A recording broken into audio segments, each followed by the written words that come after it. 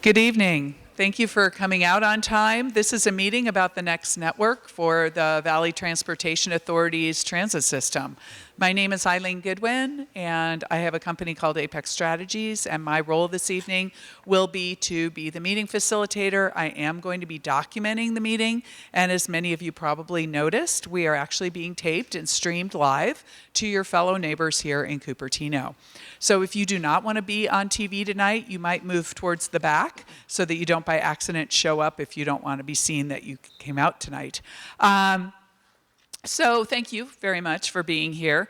Our meeting is scheduled to have a couple of different things happen.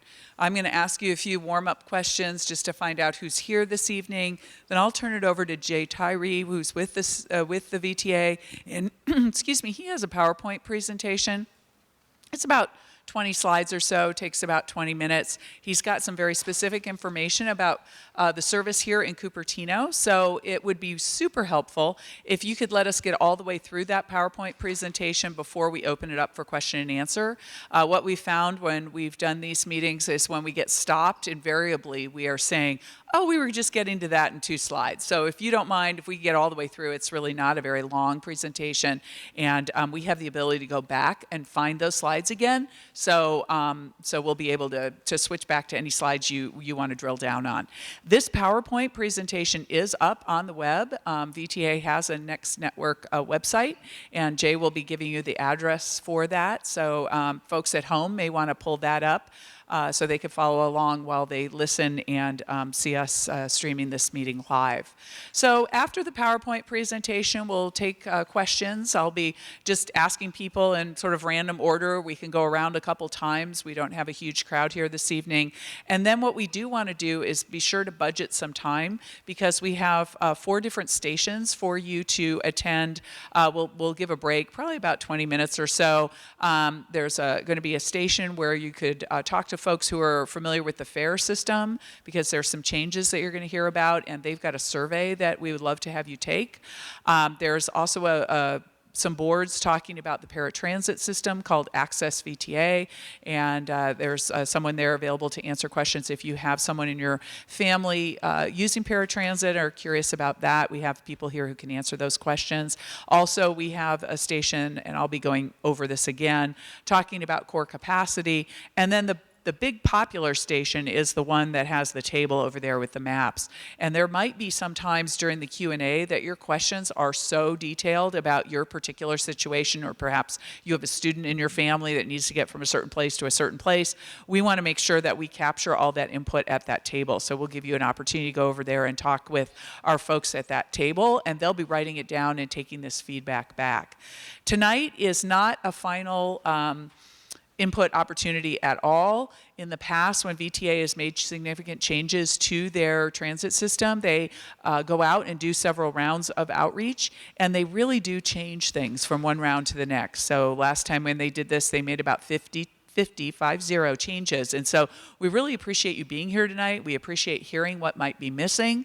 And that's another reason why we really want to make sure that we capture everything in detail at these various stations.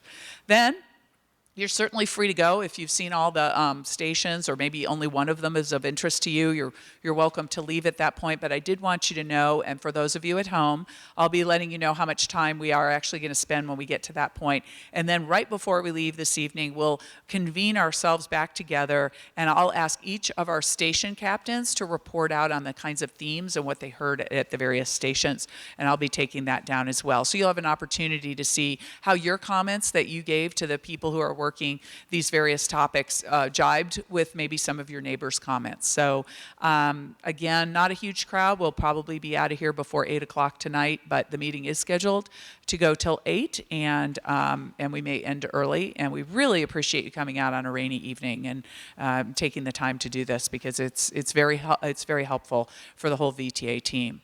So before I turn it over, I have a couple questions, and it's super helpful for us to find out a few things, and especially for our presenters. There was a round of outreach last summer talking about big picture about the transit system, asking some big picture questions, and Jay will go into those in just a moment. How many people did turn out last summer in a meeting that was held here in Cupertino? Okay, a couple of you. Oh, that's great. And then just a show of hands, and as I like to say, I'm from Chicago, so you can vote more than once. And what we like to find out is, how did you hear about the meeting? So did you see something on social media? VTA has a pretty robust Twitter, Facebook, that sort of thing. Anybody see anything there? Oh, great.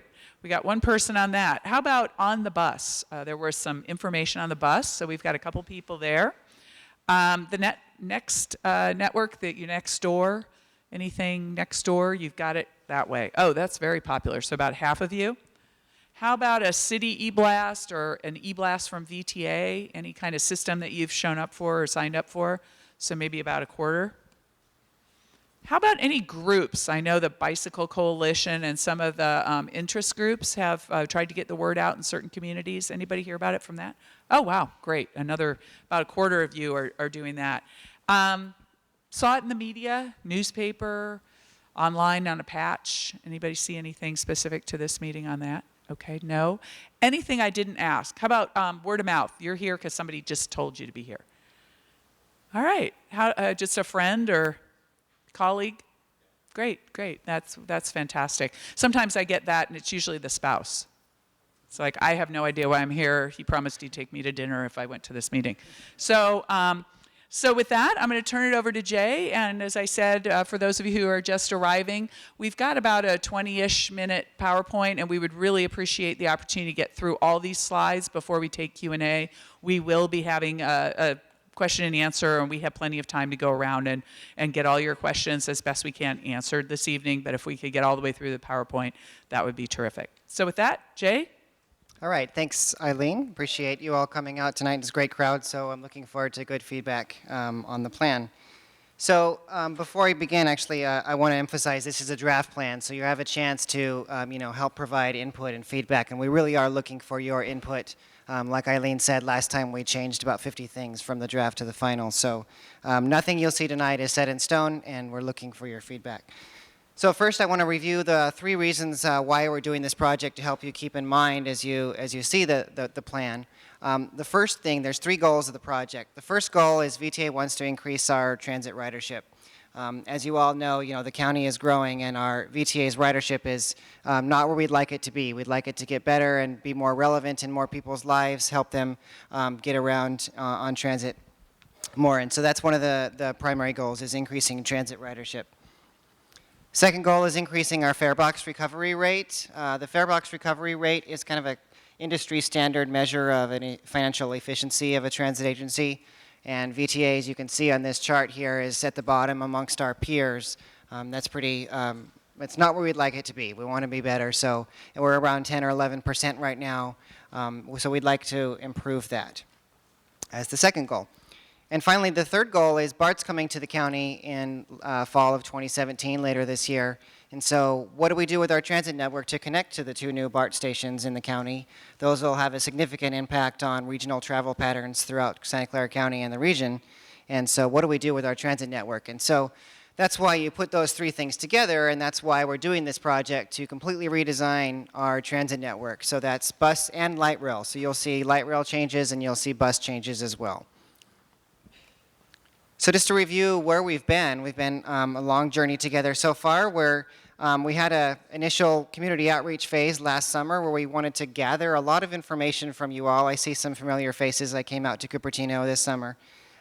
Just to kind of, ask you, what do you want in your transit network? What are your transit values? And so we talked about trade-offs, because with limited resources, you have to kind of decide where you're going to put your money. For example, do you want to put your money in weekday service, or do you want more weekend service? Or is it early morning service or late evening service? And so we talked about a lot of trade-offs. And so that was very helpful for us. We got a lot of comments, and that helped us to develop the draft plan. Just to review real quick, I just want to put a few numbers on the breadth of the feedback that we got. It was very extensive. We're very happy, very proud of the engagement that we were able to accomplish with the community. We got over 5,000 points of input for this plan, so a lot of engagement that was really helpful. Some of the things you told us that were interesting for us, we heard overwhelmingly, I'm willing to walk farther if transit is more frequent or if it's faster. So it didn't seem to us like the distance to stops was an issue. People just, I just want the bus to go faster. I want to get to where I'm going faster, right? And so that was one of the major themes of the feedback that we heard. We also heard that people prefer frequent service, even if that requires a transfer, over infrequent service that may be a one-seat ride. So that was very interesting for us and helped us to develop our draft plan. The most significant trade-off, though, however, if you've been following this project, you're well aware, is this ridership versus coverage trade-off. So a transit agency has two goals. One, to provide ridership-oriented service that really seeks to have as many people on the bus as possible. But then the other goal is you want to spread out your coverage so that everybody in the service area gets a little bit of transit service, right? So it's ultimately a trade-off. Do you put a lot of lines in the map that don't come very often, or do you kind of focus in the more transit-oriented places and have the bus come more often? So that was kind of the chief trade-off that we posed to the community, and like I said, got a lot of input on, ultimately leading to a VTA board decision in November to shift us from our current split today, which is a 70-30 split. 70% of our bus resources go to ridership-oriented service, and 30% goes to the coverage-oriented service. And so the direction from the board is to produce a plan that shifts more to 85-15. So basically cutting half of the coverage service and putting those resources into more ridership-oriented service to get more people onto the system. That would increase ridership, improve fare box recovery as well. So that's the plan that you see today, reflects that shift to 85-15. So I'm going to go through a few slides just to kind of show you some of the benefits of the plan. I'm sure you all, if you haven't grabbed a map, please do. There's maps up at the front.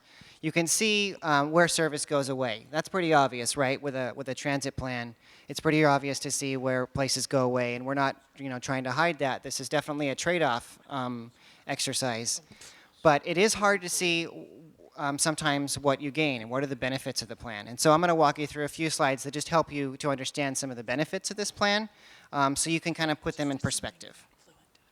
First thing is, probably most importantly, this plan puts a lot more people and a lot more jobs on what we're calling the frequent network, right? So 160,000 more of our county residents and 150,000 more of our county jobs are on near a frequent transit. That's a line that comes every 15 minutes or more often.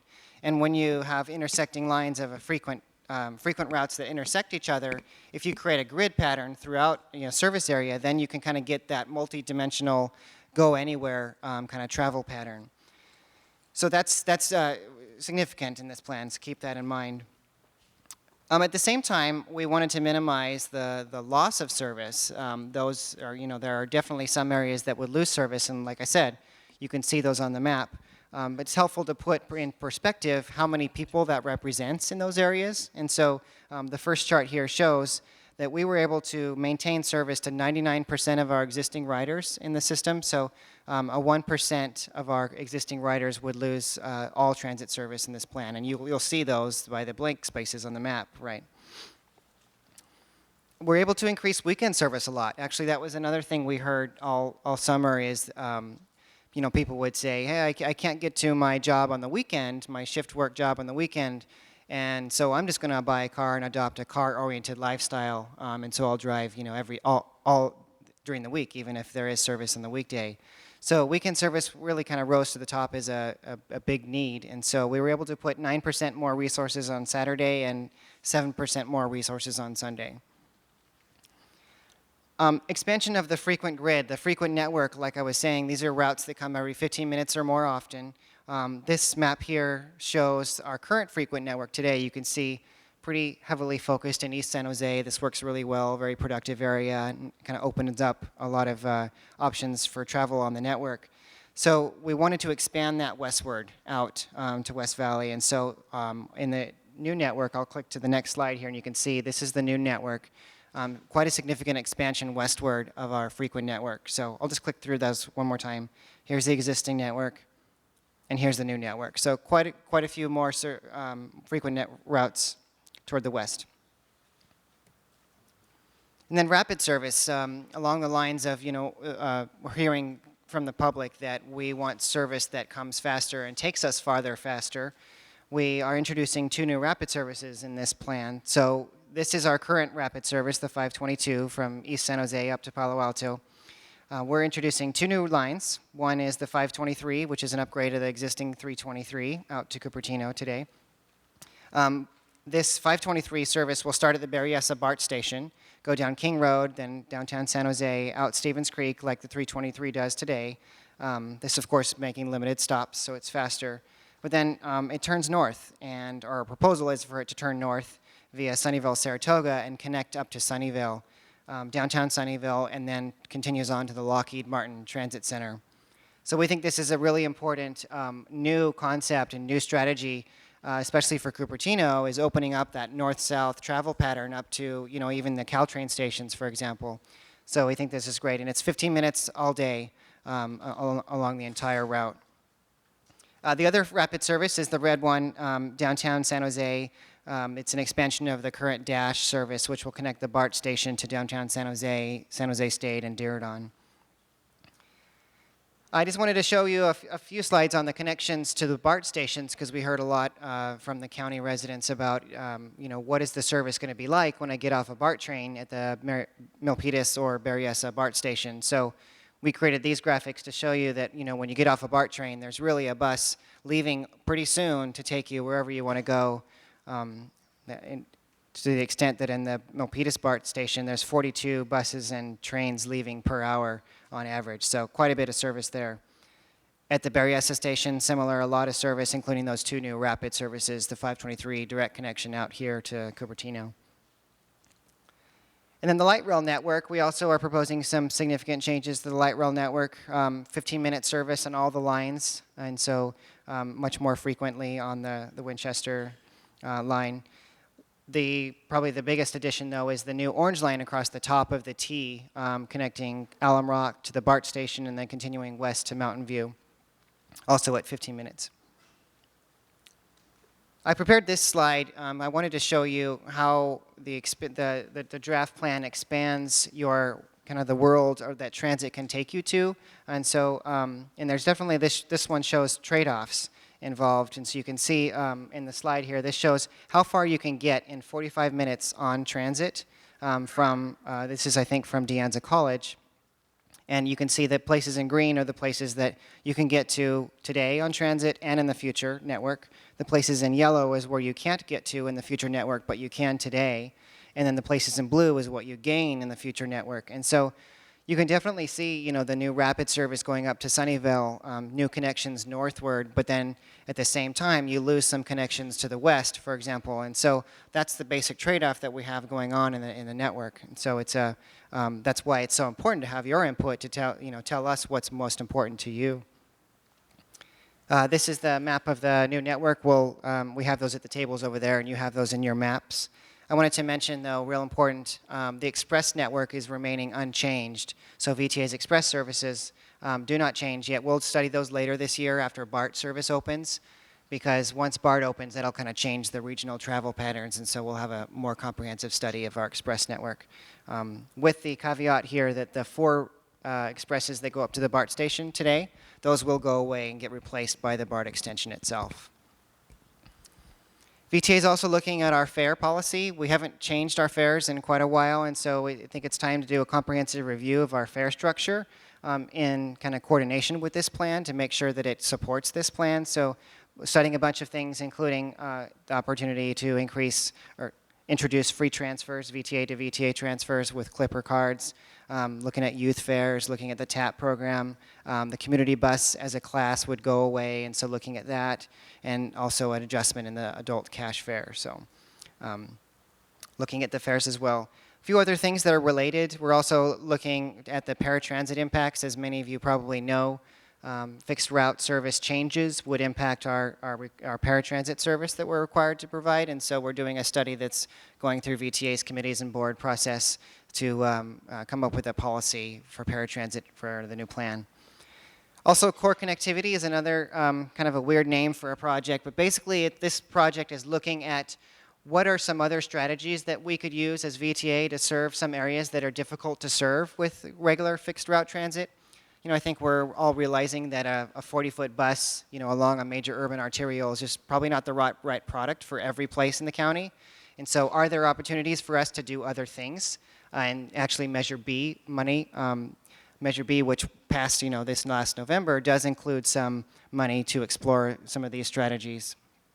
Actually, before I move on, I want to note that this plan does not include any new monies from Measure B, no transit operations money. This is service hours neutral, so it's the same hours as we put out today.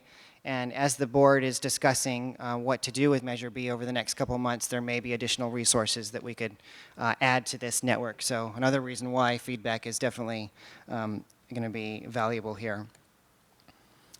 So closing up here, we do have a project website. It's been very successful, very popular, nextnetwork.vta.org. We've had over 100,000 hits on the website since we launched over the summer. It was a great place to get a lot of feedback. We've got a lot of discussions going on. There's a lot of interactive features. You can click on every route in our system today and see what changes are proposed for the route. You can drop a pin and you can see where you can get to, kind of like that image that I showed you. So there's a lot of stuff on the VTA Next Network website. So looking forward, we're looking for feedback on this plan through February 20th. So we have a window through the 20th that we're collecting your feedback, and then after that, we develop the final plan. And so that's why, that it'll be so valuable to have all that feedback. That final plan goes to the March committees, April, and then the April board for final approval. So that's the project schedule, and I think that's about it for my slides. Thank you, Jay. So just for those of you who just came in, this PowerPoint is up online, and I think we even have a hard copy. If you missed some of it, some of us will be happy to go back through that for you during the station time.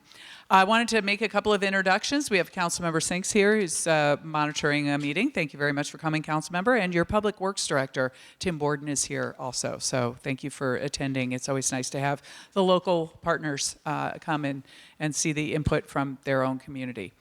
So as I promised, we'll be doing some Q&A. I will just start and just kind of work around. I'll try and always say who's next so you can get your thoughts together.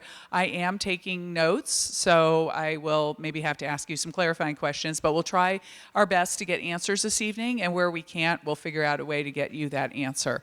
I do have a couple of folks I'm going to ask to come down. Jim, Kermit, I think both of you are likely to get questions this evening. And Jay, stay right where you are. Because we are streaming live, I will be repeating your questions, just so bear with us so that your neighbors at home can understand the question that you asked. How many of you think you want to ask a question before we go off to the tables? Great, wonderful. All right, we'll start right here in the front row.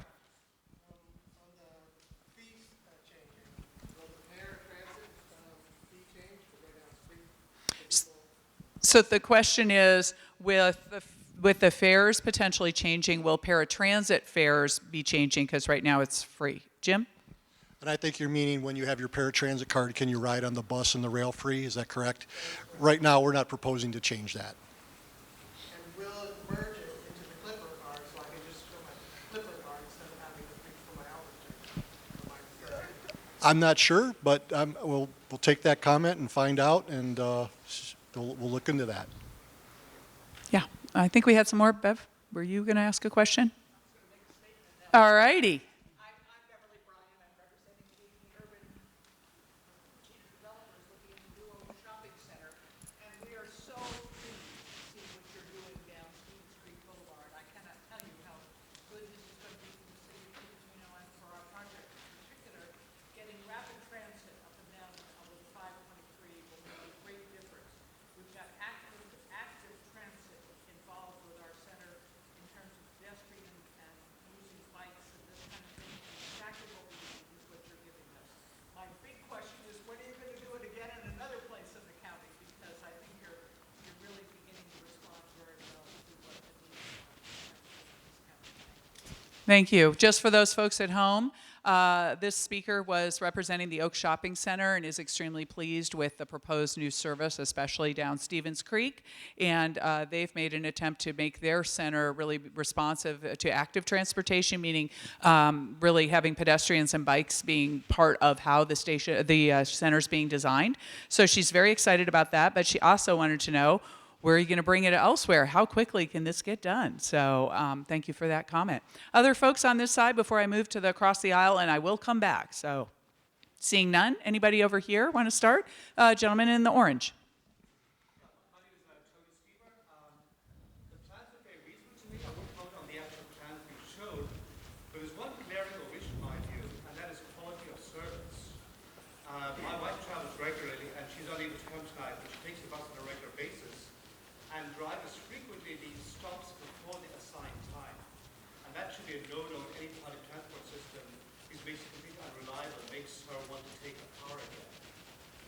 So point number one is drivers really need to be trained to not leave stops before the assigned time. Point number two is the whole idea of timed stops is really very antediluvian. We shouldn't have that kind of stuff. We should have every stop should be a timed stop, because people should not have to wait for 15 minutes to add extra buffer time because of the time stop system. The third point is that I would love to see some investment into another area of quality of service, and that is to have displays showing when will the bus actually arrive, like in many systems around the world. Great. So there's three ideas here, and I think one of them is sort of a question that I think Jim's going to be able to answer. The first one was talking about quality of service, and this gentleman's wife has had experiences where the bus route stopped earlier than was scheduled, and that makes it unreliable, and therefore more likely that people will go back to driving cars. So his admonition is that people shouldn't be allowed to do that as drivers, and that the system stay on time and live up to the schedule. The second question was about time stops and how that system works, and I don't know if you wanted to address that, Jim. And then the third one, a request for visual displays, so you can see when the next bus is coming and that sort of thing, as there are in other transit systems throughout the world. So any or all of those? Well, I think I'll comment on, you're exactly right about the first comment, and if there's a specific route, and I can talk to you after, we'll talk about that and see what we can do. I think the last thing I want to mention is about the real-time transit information, which was your last comment. We do have a project to put out more signs across the county, but we really are pushing there's a couple apps, privately developed applications that use our real-time information and then present that out to the county. And one's called Transit App, and that's exactly the name of it. The other's called Swiftly. And the third one, I'd have to look on my phone. Move It is the third one that we really push. All three of those work with us, get our data. They then massage it and they show it in map format, or they show it in tabular format. So your phone can be your own visual. Encourage you to take a look at that. We're also working on VTA. We've released a new trip planner. And that trip planner uses our real-time information feeds. So that's on our website now on VTA.org. So those are a few resources. Great, thanks. Other comments? Yes, ma'am. And then we'll come down to the front row.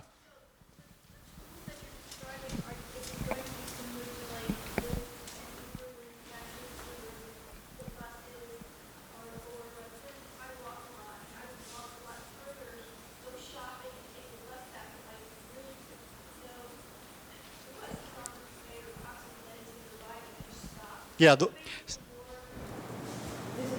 to information is going to be more quickly getting out of the car, and ease of use and all that type of thing. Because right now it's like, you've got a sign there, and it's like, okay, a sign with nothing on it. No, these applications. So if I could repeat the question, though, for those folks at home.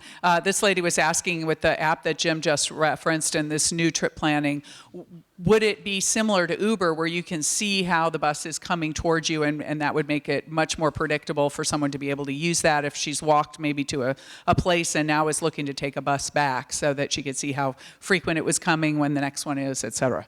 Yeah, and they work very similar like that. So it picks up your location, obviously, out of your phone. And then if you're at a stop or even going to a stop, it'll say, well, the next bus is in 14 minutes and the next bus is in 20 minutes, and it gives you that kind of information. And I believe, I have to remember how all of them work, but I believe they also show that same information on a map, where they show the little vehicle traveling on the map. And follow-up? I don't know if it's at this point yet, but to know that someone is waiting for the bus and maybe they left or whatever, because I would think that would be good information for you when you're losing people because it's too long to wait. So her suggestion is maybe that it goes both ways, and that somehow people could be tracked if they are standing at the system and trying to get on, or the bus went by or something, to be able to give that feedback as a potential customer that might be being skipped in some way. Yes, sir.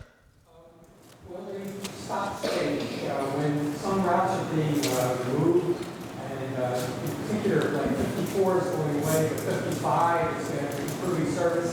there's a Matilda corridor there, but right now it's out of Hollenbeck, just as an example. Okay, so the question is, will the stops be changing? And specific example he had was the 54 and the 55 in Matilda. Kermit. Yes, they would, in the sense that, like, we would be putting new stops at Sunnyvale Avenue and El Camino, going across El Camino where like that. So there'd be a lot of changes to the bus stops. Yes. In particular, the 522 has very limited stops, so Right. it stops for 54, which is going to go away. Right. So the question is about the interface between the 522 and whatever might take the place of the 54. How would that So work? basically, what's proposed for the 522, I don't think it spells it out in detail there in the brochure, but 522 would stop at Bernardo like it does today, where the 53 is, skip Hollenbeck, but use Sunnyvale Avenue instead, where the 55 and the 523 would come across. Still stop at Fair Oaks and Wolf, and then on. So that's. And this is exactly the kind of detail is why we have the stations during the break, so that you can, I think your question's awesome, but I just want to let folks know that we can help you on whatever you're riding or you think you might want to ride. These guys are going to be there answering your questions specifically. I have that gentleman over there, and then I'll come back to you in the front row. Yeah. You're taking away access to the Sunnyvale Library, the Sunnyvale City Center, all that, and now your 522 is no longer going to stop at Hollenbeck, it's going to stop several blocks away. So residents of Sunnyvale are losing access to the library, which we have one of. We're losing access to City Hall and all the city center because our buses are no longer stopping there. They're now blocks away, and the express bus is now 6-8 blocks away. So how are you going to have people get access to these city services and disabled and things like that? You're going to have them walk 6 blocks now in the rain. So the question for those at home is, this gentleman is talking about Sunnyvale service, and with the new changes, potentially changes that would impact people going to the library, going to City Hall in the city center area, going on Hollenbeck, and he's asking the team here, how is that going to be mitigated? Are we going to ask people to walk further? Is there some other system that should be used so that people aren't walking 8 blocks or longer, especially in bad weather? Question, answer? And let's make sure we get that down, because as Jay was mentioning, we're going to be making a lot of changes to the plan, and it's amazing, some of these changes that we proposed, you don't hear anything about. Others you hear a lot about, and obviously the things that we hear a lot about are the things that we're going to pay more attention to. We've heard about the issue of the library, and it's a trade-off, so that would be good to make sure mark it down over here when I'm over there, so that we get that down, so we know, what's important. I was just looking today at the ridership at that stop, and it's, so it's something that, we'll definitely be addressing. So. Okay, I promise this gentleman in the front row.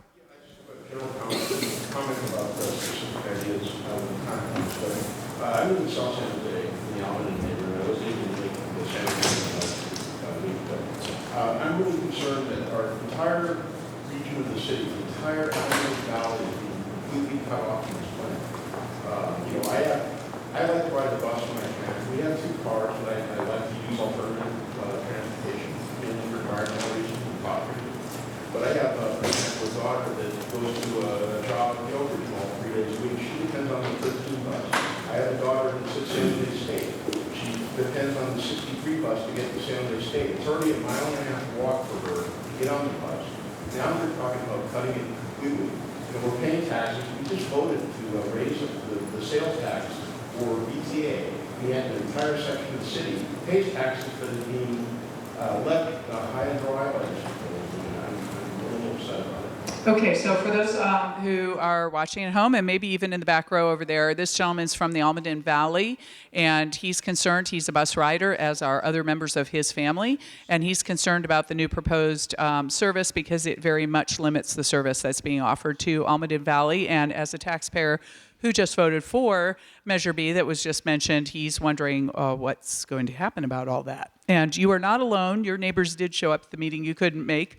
And so this is becoming a theme. Kermit, do you want to answer that? Sure. And we're aware as staff, too, that there's some big holes on the map. And we have the same issues in Palo Alto and other places, too, that where the ridership is not good, but taking it away is pretty drastic, and it's very unpopular. Part of the reason it's not good is because they are more affluent areas. Sure. You can afford cars. I understand. And that's true, yeah. But we have to think so just so you know, what we're doing as staff, matter of fact, the person I'm working with today is working on alternatives for Almaden Valley as a part, because I don't know, I mean, we've been asked to go out with a service hour neutral budget, which is tough because we're trying to meet all the BART things, and to do that it costs money and everything, and then it comes at the expense of other things. But we're hoping that there's something in Measure B that will allow us to put some things back or to change things. Maybe not back exactly the way it was, and so what would be helpful is when we go to the tables is to put down, because I can even share with you some of the detailed things we're thinking about. Yeah, that would be great. Okay, That's so they're very going to timely. get together at the table. Another thing just for Sunnyvale, for Almaden, and for those of you here in Cupertino that may have maybe suggestions or concerns about some of the loss of service, online, there is a way for you and your neighbors to go online and also give input through online. So maybe some of the neighbors who don't come out to the meetings can still very much give specific input, make comments on route changes, et cetera. And for those of you who joined us late, we're in a draft. And last time around when VTA made big changes like they did now, they made 50 changes between the time they went out with the draft plan to the final. So that's why it's so important for you to be here tonight. I see this lady, but she has spoken before, and there's a couple of hands who haven't yet spoken. Eileen, I'd like to add just Oh, one okay. thing on to that. I just want to You let got to know. hold it closer. I just want to let There you know you go. we're having one of our other public meetings is in South San Jose. Right. I understand from some conversations today that the Councilman Camus will be out at that meeting. Our intent there is to describe, like with the community, some of the alternatives so we can sort of see where the best place to go might be. And tomorrow night we'll be in Palo Alto. All right, I'm going to take the lady with the hat and then the lady next to her, and then we'll come back to our council member, and then this gentleman in the puffy on the aisle. And then I'm going to have to start because I will forget after that. Okay. Yes, ma'am. Hi everyone, my name is Krishna. Hi, I'm Elias. We're both students from DeAnza College, so we represent Sunnyvale DeAnza College Community College District regarding transportation issues. I think we've come to one of the community meetings in San Jose one time before, but yeah, I just want to say thank you for having the community meeting, and I really look forward to the 523 because we're going to make faster service to DeAnza College. I do take the 323 right now, so I look forward to that. And we also wanted to ask some questions that we had regarding the next one. Yeah, so Kirtan and I have been actively involved with students at both Toyota and Leanza colleges to let them know of these changes and to see how receptive they are and to see what issues they have. And the most common recurring thing was the fact that we don't have adequate intercampus transportation between our two sister colleges, because although it takes like 10 minutes to drive from Toyota to Leanza, on the bus it takes around 90 minutes usually. So we definitely want more accessible, sustainable, and frequent services between the two colleges. And the reason why we want to address this now is because students have been advocating for this for a few years now. And when we brought this up to the student governments at both colleges and to our board of trustees, which includes a lot of prominent figures within this community, they were all very supportive of us pushing forward with this and to kind of getting this involved with the next network project. So anyways, that brings us to our question of how receptive would you all be to either implementing a new route like this or extending a current one for more direct transportation? And what do you recommend our next steps would be to work with you all to try to get something like this to happen? All right, let me summarize that. These are two DeAnza College students, and they are thanking us for having a community meeting and very excited about the 523 idea for the rapid service to DeAnza. But they have a sister college with Foothill, and there's a lot of connectivity that's missing right now, and they're suggesting for environmental and other reasons, probably also due to student budgets, that getting there in a way that would be transit-friendly, predictable, et cetera, would be an important thing. They've asked for this in the past, and they're wondering how receptive our team is about either changing a route or adding a route. And if you could also coach them, they've asked for some coaching on how they can make it happen. I think the difficulty with the Foothill DeAnza connection, we used to run it. I mean, probably before you were a student, but I was around then, and we used to have a 23 and a 24. The 24 ran from Foothill, came through on the freeway, came to DeAnza, and then went on to San Jose. And there were about 50 people a day that took it from Foothill going. There's about 300 going the other way from Foothill down toward Mountain View and Palo Alto, and about 50 people a day which doesn't translate to sounds kind of nice, but it doesn't, when you actually talk about actually per bus, you're talking about like maybe 2 people on a bus going that direction, not necessarily just going to De Anza. There were about 20 people a day or so actually going from Foothill to De Anza between the two. Other people were going further, further into San Jose. So it makes it challenging for us to, while we're sympathetic, it's hard to really justify putting in a fixed route bus service for that. I mean, I question whether maybe it's more something that's like an inter-campus shuttle or something like they have in some places as opposed to a VTA bus route. I think it's something we could certainly talk about, and we have been talking to your predecessors, on this you're right, over the last few years. It's certainly a valid concern or a valid request. Whether how we can accommodate it is a tougher question. So do you have any tips, either you or Jim, on how to stir it up so these students can make something happen? Show up at the meetings, right? I think that would be one of them. You're doing that already, but also through the process. Yeah. Maybe get your students to also fill things out online, since we have that online system. We did have a student from Foothill last year came and met with. He was in I forget exactly what capacity, but student leadership capacity. He came and met with us, very productive, and we, as a result, we made some improvements to the Foothill service. We ran the 52 at night, things like that, which we hadn't been doing before, and so, and in this plan, the Foothill service stays essentially the same, but so I think we're welcome. I'll give you my business card. We're welcome to discuss it. I think we might need to look for other options just besides just like a fixed route on VTA to accomplish that, Okay, I'm going to call on our council member, then the gentleman on the end in the gray puffy. You're next, and I know we had some more hands up. All right, we'll take the gentleman in the black fleece, and then the guy in the front row in the hooded sweatshirt. Yes, council member. I support the idea generally of fast frequent service in backbone corridors. We certainly need to have that part of VTA, which is functional, really be functional. I support that. Given that in Measure B, we just negotiated and passed $1 billion to improve the Caltrain corridor. The Air District that I serve on has put money into its electrification. There are other service improvements that may come with Caltrain. Rather than putting fast frequent service on El Camino, which seems somewhat conflicted, why not put all our eggs in improving Caltrain and making that fast and frequent rather than just a train and a first question. Second question is, through our negotiation, North County and West Valley cities want $350 million for transit on 85. We have arguably 30-40% of San Jose, the biggest mass of population in the county, in the Almaden Valley and Evergreen, and yet there is no service proposed here that would bring people from that mass of where they live to jobs in Cupertino and Mountain View. Are there plans? And it seems like all roads have to lead to downtown San Jose. So my question to you is, do you have plans to service that massive flow every day? 3 p.m., 85 is loaded up with traffic. It goes all the way to 8 p.m.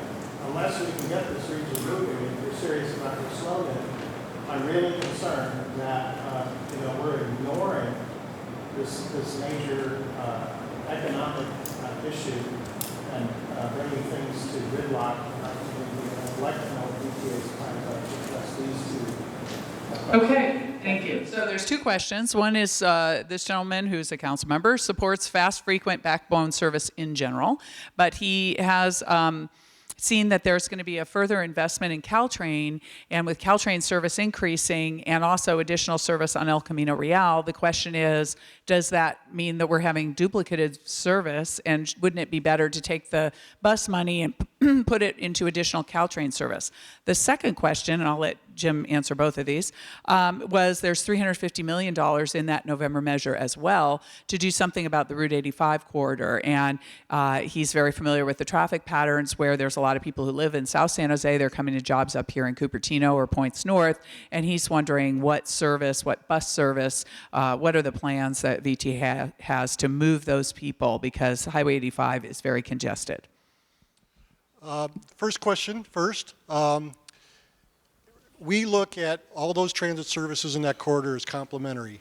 The Caltrain corridor and then the El Camino corridor. And within the El Camino corridor, you really have two different kinds of services. You have the 522 and the 22. For example, people that ride Caltrain, their typical ride distance is 20 miles end to end.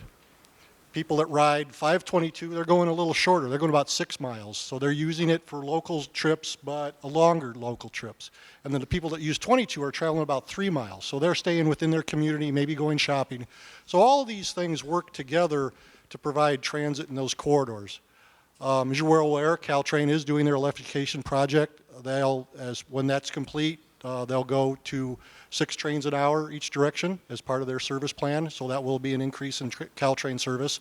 So these are all things to work together as far as we see it in terms of how transit works in that corridor. To your second question, there's going to be a follow-on study after this one to look at our express bus service throughout the county. We know there's been changes in the demographics and the travel flows. So that's probably going to really how we're going to get to those markets that you're talking about where people are living in one area and working in another. So that's a study that we're asking our board to fund and in the upcoming budget, and we will do starting this summer. And also you're procuring consultants for the Route 85. Well, yeah, and I think the councilman did mention there was $350 million in the Measure B for the Route 85 project. Project manager for Route 85 is right over here, so if you have detailed questions in our question and answer session, you can talk to him, but we are procuring an engineering and design consultant to look at the transit guideway that's part of the measure in Measure B, and that work should be starting in the next couple months. Thank you, Jim. Yes, on the end, then the gentleman in the black fleece, then the front row. Oh, I'm sorry, I skipped you. Well, let me take the lady if you wouldn't mind, because I did mean to get to her. Okay, well, I'm very. Got so excited with the councilman. Sorry. Sorry. But anyway, I live in the Rainbow Drive Road, Stone Road Court in the block, and I was very upset when we deleted bus number 53 because we've got kids going to regular, they're kind of young, going not to the bus, but Kennedy Junior High, Monte Vista High School, and Deanza College, and it's just, and then people taking the bus to the senior center. My neighbor used to take it to the senior center, and it's gone now. I rent a room to international students at Deanza, and once I answer the ad now, I want to know if there's a bus there, and I have to say not anymore, it got deleted, so they don't answer my ads.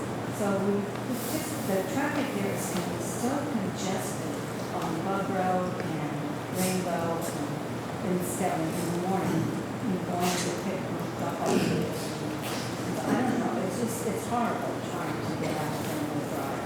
So that's one concern I have. And the other concern I have, what's going to happen? Well, the other thing is, you say you're increasing the routes along bus 23 along Stevens Street. How am I going to get down there? How am I going to get down to Stevens Street? I'm not going to walk to it too much. But the other concern I have, what's going to happen when the spaceship opens up? 12,000 people trying to come in. I know Apple's planning on having buses, but still, other people want to do more freedom. So that's going to be a real concern about it. And if they want to live and rent a room at my house, they can't get to work unless they drive. Okay, so to summarize this lady, she's a neighbor in the Rainbow Bub Stelling Drive area, which had bus service that served Regnart School, Kennedy Junior High, Monte Vista High School, and the Senior Center. She's concerned about the deletion of that service and wondering what can be done. She actually has had people who want to rent a space in her home. They're very interested in using the bus, and she has to tell them that there is no longer bus service. So she's hoping to get that back. So we'll have Jim address that, and maybe Kermit. And then her second comment was about Stevens Creek and the additional service there and how that will work, and what about the additional impact of the Apple campus coming online.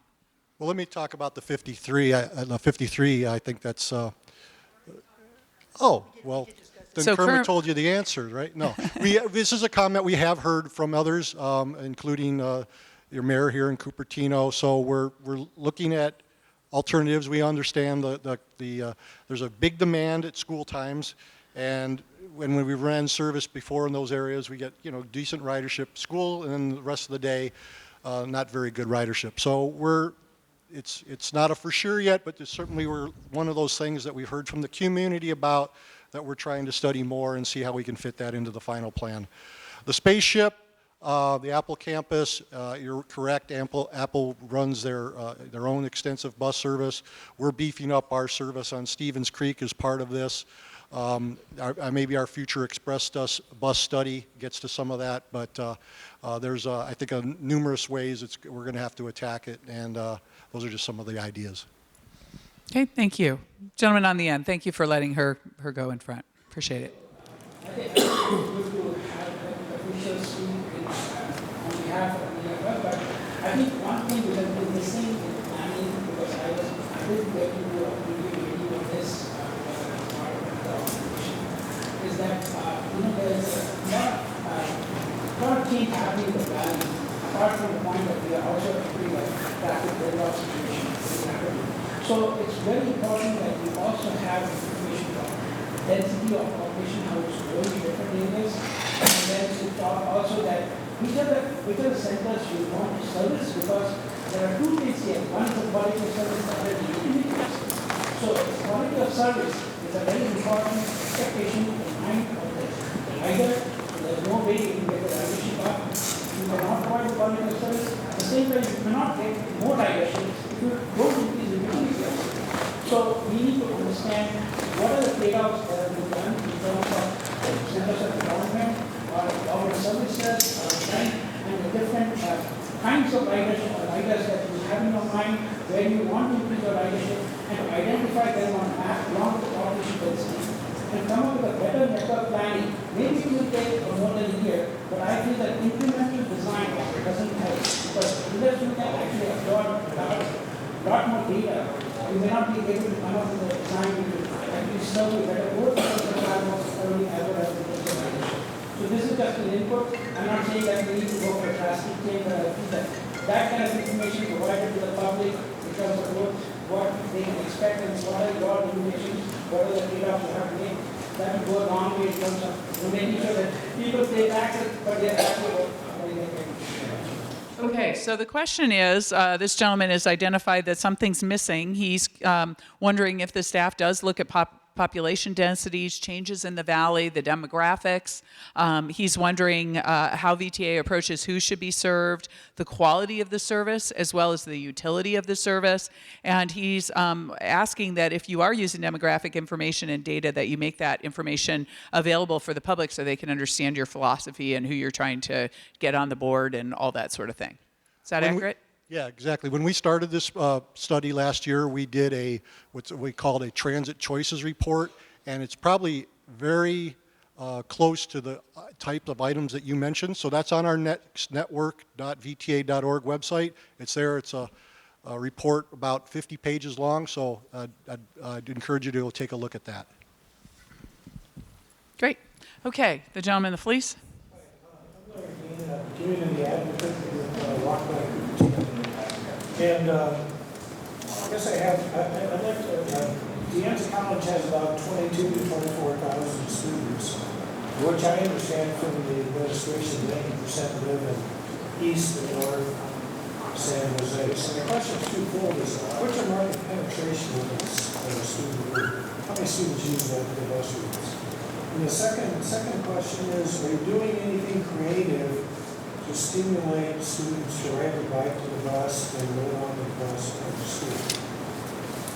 Okay, so the question is, this gentleman is an advocate for Walk by Cupertino. He's specifically asking about De Anza College, where there's about 22,000 students. He is understanding that about 90% of them live in east or north San Jose, and he's wondering what VTA does to market to this population. How much is their market penetration? Are you doing anything creative? And if you could fill us in. A couple thoughts on that question. We carry roughly 2,000 students to De Anza every day. And a huge number of them do come from east side San Jose. The college does a big recruitment in that area. And the services that we've been putting in on Stevens Creek, the 523, is one of the, that really was the genesis was the growth in student population at De Anza when they entered into our EcoPass, which is a low-priced pass program that the students all enter into to ride transit for a very low cost. So beefing up that service along that corridor is one of the things that we're doing in response to that. I can't say, we have a general ride bike program. I don't think we've done anything specifically with De Anza, but if you've got some ideas, we'd love to talk to you about them. Okay, gentleman in the front in the hoodie.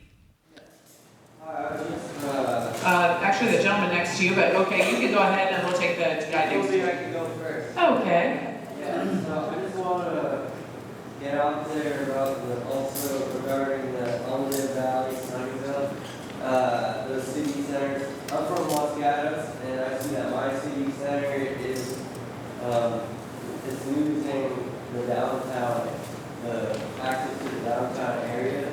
So that's part of my concern. Also, if you do kind of cut, can you have access, like a bus go every 45 minutes or a little longer too, so it's people that want to get there. And yeah, just don't cut totally some places like that people like to go. Thanks. And have to get. Thank you. So the question, this gentleman is a Los Gatos resident, and he's noticed that the downtown is no longer going to be served, and he's advocating, one, he's concerned about that, and two, advocating, well, if you can't serve it frequently, could you at least serve it occasionally? Questions, thoughts about that? Comments? Yeah, we're very aware of the situation in Los Gatos. That's another theme that we've got from folks, so we'll be taking a harder look at that as we go along.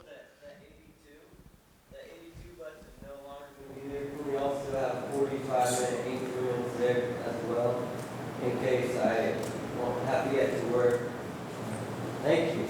Great. And that's more time at the table. Kermit. I can just add that both of those things are high on our staff wish list to add to the plan if we get some more money. So those are both things that we've identified as very valid concerns. Okay, now this gentleman here.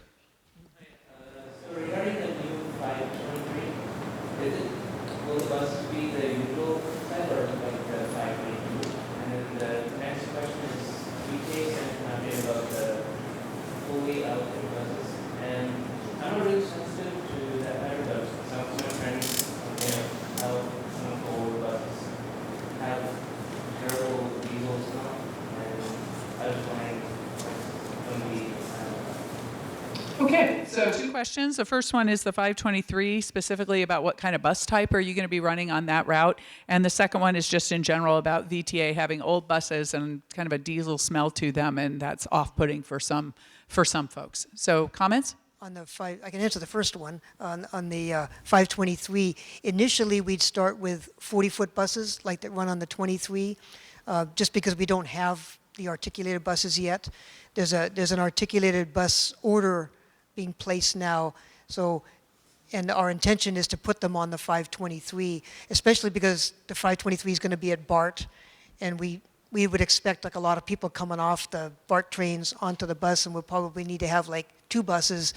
So if we have articulated buses, it's better. So definitely the near-term plan is to go, I shouldn't say longer term, but soon we would be getting articulated buses. We just have 40-footers until we get the artics in, and we would put them on the 523. And then the second question is about the old buses. Yeah, we do have an order in for 55 new buses that are coming next year, or I guess later this year.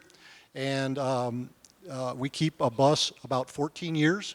So when they do reach the end of their life, we replace them, and there's a set of new buses coming. We have a fleet of about 450 buses. So as the new buses come in, we're buying hybrid buses, just like a Prius. We do have a demonstration to buy 10 all-electric buses that will be coming, I think, in early 2018. All right, we're getting close to 7. I want to see how many folks still want to ask formal questions before we break for our tables. Okay, you've already asked a question. A lady in the back row has not yet. I believe you've already asked. I think you've already asked. You have not asked. Okay, I'll do the 2 back rows, and then I'll come around for some of you who have already asked, but I'm always going to try and get new people before we go back around. Okay, yes, ma'am. Hi, I'm Sue from Santa College, and I was wondering if you guys are going to continue the equal class since thousands of students benefit. I'm sorry, could you speak up? I can't hear you at all. I'm a student from Santa College, and I was wondering if you guys are going to continue the equal class because thousands of students benefit from it. So the question is about DeAngelo College student pass? Yeah, I know EcoPass? the EcoPass program is one of the things we're looking at as part of our FAIR program study. When we split up the tables, Alan's from our FAIR and our fiscal department, and he could fill you all in on the details of what we're looking at. But I think, in general, we're trying to keep the same kind of programs with the colleges. So Alvin's the one there in the green shirt. He's right behind you, right here, raising his hand. So go talk to him. There's a survey at the back table, so you can fill that out and make your comments known. Yes, ma'am, in the red sweatshirt. I've been to the transit center down in San Jose, and I've seen these small van-like buses that are going around, and I'm just curious what they are. Is it an experiment? Is it a pilot? Is there going to be a way that we can hit some of these areas that really people have to go too far to get to the bus, especially people who are disabled or older? So is there a way that we're going to have that first mile taken care of in the future on demand? So the question is, this lady's observed at a transit center, there's van-like buses, and she's curious about, is this an experiment? Is this the way of the future? She's offering up that this might be a good way to get people who might be paratransit, potential paratransit riders, et cetera.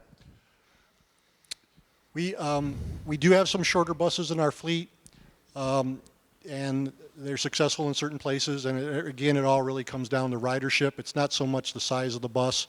Most of the cost of operating our service is in labor, not the bus cost. So the real key is to try to find those areas where people will ride. And we could pretty much design, we have different size buses, so if it's the kind of area where we need to put a smaller bus, we can accommodate those things. Gentleman in the front row. My name is Mario from Cupertino. I used to work in the city in San Francisco, and every time I used to commute, I used to go from, I live right behind the end of the college, so I used to drive to the Mountain View Cafe station, and it's really tough to even get parking around at the time, so you have to figure that out, and then take the cafe into the city, and then take another uni from there to go to Market Street. I got tired of doing that commute for a year, and I took the job. I found a job here locally. But this is not just my story. And just in the last organization I worked, I know people who come from Cupertino to the city, eastward, 20, and this excludes even people from Sunnyvale. Overall, what we are seeing from Cupertino area is that people who want to go to the San Francisco area or anywhere there have a really hard time to figure out any other way of them driving their car to any of the commute. And even if you do, there's not ample parking, there's not ample ways to, parking, get on the cafe. So this is a greater problem I understand can't be solved by an organization, but I wanted to just bring this out and make it visible so you guys can think about it. As I said, I did the job because I couldn't deal with it for 1 year. There are still people who are doing it and traveling about 2 hours in each direction to just go to work. Thank you. So his question is about more of a regional commute, the desire for the Cupertino, Sunnyvale style rider to try and have jobs up in San Francisco, and how awkward and hard it is to find parking and have a predictable commute. And he had tried it for a year and found it just was not doable. So now he's working closer to home. The question, though, as he said, is that he's not alone, and he solved his problem, but he wanted to raise this issue that this is a desired commute pattern, and is VTA looking at anything?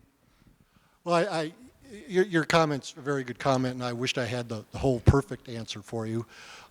We are working with the City of Mountain View on improving parking at the Mountain View station. So there's a study that they're actively pursuing with the transit center there and the parking situation, which might end up with a garage or some similar situation. The Caltrain issue in terms of where it is in downtown is always going to be a tough one to solve given where it stops now. There's long-range plans to eventually push it into the new Transbay terminal, but I would say that's a very long-range plan at this point.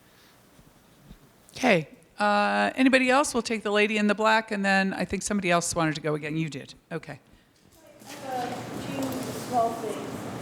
So, looking at the map, is it true there's no light rail stations at the airport? So, I mean, you see things passing in the night, but it doesn't look like you can really get off a light rail station from the airport. And that would really help in many ways. Next door, I'm always seeing people, how can I get to the airport? And the answer most frequent currently I'm down in Los Gatos is Uber. It's like, no, I don't want to take Uber. I travel a lot of places and I take public transportation. There are good large towns. That shouldn't be the answer. But I do see that the 61 bus can get you there, but if you really want to get onto light rail, be able to take a shuttle to the airport and be done with it and get off the road. That would be perfect. Then, with the Los Gatos issue, even if it was just at least go down to the Civic Center and maybe make a loop past our library, instead, I mean, if you're trying to cut something out, maybe not going through the whole downtown, but if you did something like that, you'd at least get the high school, the Civic Center, you touch the two beginning sides of the town. That might fly. And just something I don't know if it's there currently, but I'm looking at how you have your grid and everything, and I'm looking at, there's no bus along like Camden and Hillsdale and all that, and it's like a whole dead area where there's like nothing. So I don't know what's there now. I'm starting to look at getting excited about some of the changes you are proposing. I would like to use it more. And that's a whole dead spot. Okay, so she's got 3 comments, and really these are the kind of comments that are probably best served at the maps, but let me go ahead and let the folks know at home what the comments and questions were about. She's a Los Gatos resident, has just noticed from the map that there's no direct LRT service to San Jose Airport, and she's wondering why. She sees that the 61 bus could get you close, but she's wondering why you can't take just the light rail and then a shuttle into the airport. Her second comment was if we're going to do something to limit service in Los Gatos, that to provide, similar to this gentleman in the front row, can't you provide something at least to the library, civic center, high school area, maybe not so much to the downtown. And then she has the observation that Camden and Hillsdale seems like a big blank spot in what's going on there. So some of this maybe we do want to deal with at the table, but in the big picture, I think certainly the airport is one that you can answer. Yeah, I think I want to just answer that one and then the other two. And we appreciate your comments, and you're right on about the Camden Hillsdale area, about it lacking service. We've had service in there before, hasn't done well. The airport, though, we currently run a line 10 that goes from the Metro light rail station, goes through the airport, and then ends up on the other side of the airport at the Santa Clara Caltrain station. That's a free route, so people take light rail there all day long and transfer it to Metro, and it's a bus that's right next to the station, and it takes you right into the airport for free. What we're proposing in this new plan is actually to extend that route on either end. We're on one side, we're going to extend it out to the Milpitas BART station. So now we open up a new one-seat ride for people coming from Milpitas and coming off BART from the East Bay, whether they're working at the airport. We have a lot of airport workers that ride our transit into the airport. It's one of our major employers. So we open up a new market. We've been working with the airport on that. On the other side, the route then that comes out now and just ends at the Santa Clara Caltrain station will continue out and end up going down our Winchester corridor, serving the Valley Fair area, which is really expanding. Again, Valley Fair is a huge employer, user of transit for us. The city of San Jose is doing, and Santa Clara are both doing a lot of development in that area. So we're going to come down the Winchester corridor, come all the way down to the Winchester light rail station, where light rail ends there. So that's really our sort of our light rail answer to the airport.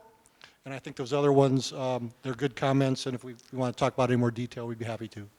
All right, I'm going to have you be our last comment right there in the gray sweater, and then we're going to break to go to the stations because I want to make sure that people have enough time to do all the stations and we have an opportunity to do a report out. And don't forget, Alvin's got a survey, so if you care about how much this all costs, you definitely want to hit the back table. Yes, ma'am.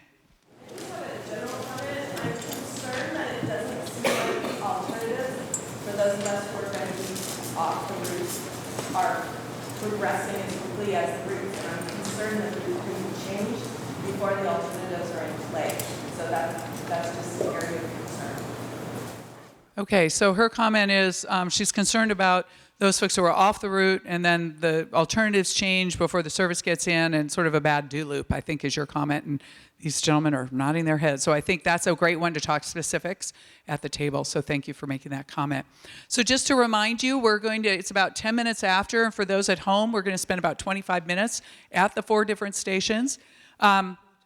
Most of the VTA employees actually have white badges that they're wearing. You can see them.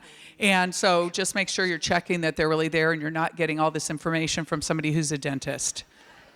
Because I've seen that happen at community meetings where someone will just start talking and then they find out later it's their neighbor and he's a dentist and he doesn't really know. So anyway, at the back table with Alvin in the green shirt, he's got the survey, he's talking about fares, he can talk to specifics on that. Then we're going to have Jim, I believe you are going to maybe be over at those two talking about paratransit and the last mile, these ideas about core capacity, and light rail. So you're a threefer. And then really where a lot of people will probably end up going is at that back table, Kermit, Jay, Steve, who has been introduced, they're going to be working that table and taking specifics on bus routes and helping you help them articulate the input that you're trying to give this evening. Then at about 7:30 or so, I'll tell you that we've got 5 minutes left. I'll probably even tell you in about 10 minutes, hey, if you want to make all 4 stations, you probably should start moving around. And then what we'll do is we'll reconvene, as I mentioned, and spend about 10 minutes doing a report out about what the themes were that we heard tonight and get you out of here a little before 8 to get you home tonight. So thank you again. These were fantastic comments and questions, and you're all very good advocates for what we need you to be articulating, and this is just the right time to do it. So we'll see you back in a little bit, people at home, and for those of you, you can go to the stations in any order. So if somebody's busy, go do something else and come back. Thank you. We're going to go ahead and do the report out. I do have a lot of people sitting down. And as I mentioned, our folks will stay after, but I do want to have a bit of an audience so that when we do the report out, we can have some people hear it. And we've got our folks waiting at home.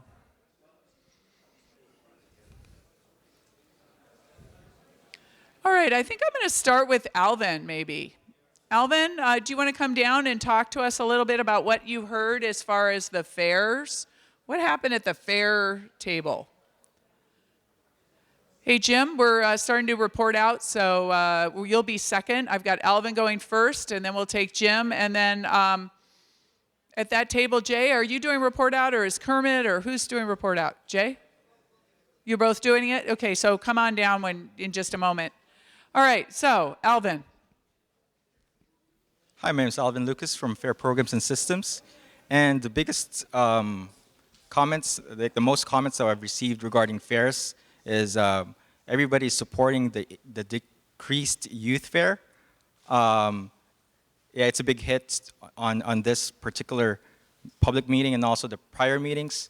So if anybody else wants to talk about fares, we have the survey in the back. It's available and you can take it with you and then just answer it online. Thanks, Alvin. Jim, are you ready for your report out? So Jim is talking about paratransit, light rail, and core capacity. So a couple of themes I heard were improved connections to Caltrain from this area. I had that from a handful of folks. I took some questions on paratransit and what's going on with our paratransit program.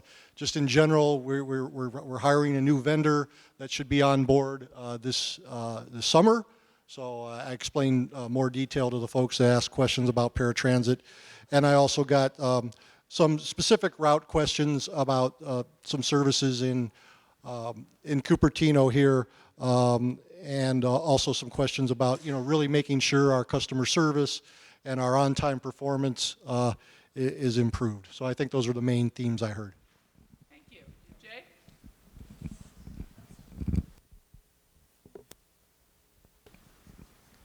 Okay, so we had a lot of good discussion over here. We talked a lot about areas that are lose service, especially in Cupertino. So some of the gaps on the map and how do we serve those areas. And, that's the difficult part with a plan like this, right? Under a cost-neutral plan where we don't have any more money to put service out, you have to take from one place if you're going to give another place, or to improve service somewhere else. We talked about the 85 corridor a lot, the congestion along 85 corridor. We all see it. We all know it. No surprise here. Talked about the 523 Rapid. A lot of people seem to like the 523 Rapid idea going north to Sunnyvale. Talked about quality of service and time points and whatnot. Talked about BART service, safety on BART, private shuttles, light rail to the airport. So we talked about a lot of things. And I think, is that anything else that I missed? Oh, a service hierarchy. We're talking about establishing a stronger hierarchy of services so that riders know, how often service comes based on what kind of route it is. So I know, oh, it's a rapid. It comes every 15 minutes, or if it's a local route, I probably got to check the schedule, that kind of thing. And then just before we let the folks who are finished go, would you give next steps one more time? Yeah, so we're collecting feedback through February 20th. The great way to get in touch with us is online. There's, like I said, a whole website. At the bottom of every page on the website, there's a place to submit your feedback on that page or that route or whatever it is that goes directly to us. We've already gotten hundreds, probably 1,000 comments so far just in a couple weeks. So please do engage over the next several weeks. February 20th, though, we go back to our desks and we take all the feedback and then we create a final plan that then goes to the VTA committees in March and the full board in April. So right now is the time to give your input. Thank you very much for coming out this evening, and for those of you at home, thank you, and drive safely, or take transit safely.